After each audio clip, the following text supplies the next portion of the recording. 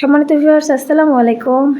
আপনারা দেখতে পাচ্ছেন সবজি নিয়ে বসেছি এবং এই সবজি দিয়ে আজকে কিন্তু শুটকি রান্না হবে। কারণ আমার হাজব্যান্ড এটা খেতে চেয়েছে এবং সেই জন্যই সকাল সকাল বসে পড়েছে রান্না করার জন্য এবং সব কিছু একসাথে গুছিয়ে নেওয়ার জন্য সব কিছু নিয়ে বসেছি। বাট এই কাজগুলো শুরু করার আগে আমাকে যে কাজটি করতে হবে সেটা আমাকে অবশ্যই 1 কাপ চা খেতে হবে এবং এই চাটা যদি আমি না খাই আমার কিন্তু সকালটাই শুরু হয় না।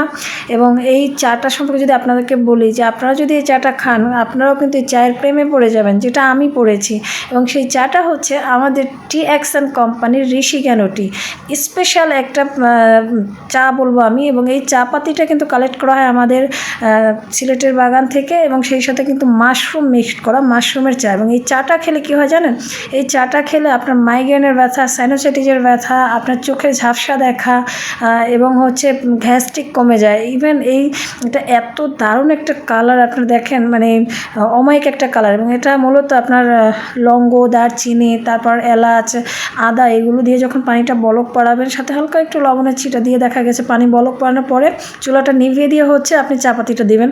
কারণ মাশরুম কিন্তু দেখা গেছে আগুনের যখন তাপ পাবে মাশরুমের গুণাগুণ নষ্ট হয়ে যাবে, যার কারণে চুলা বন্ধ করে দিয়ে কিন্তু চাটা তৈরি করতে হয়।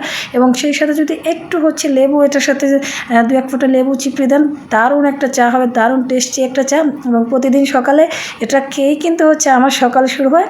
তো ধন্যবাদ আপনাদের সবাইকে, সবাই ভালো থাকবেন, সুস্থ থাকবেন, আল্লাহ হাফেজ।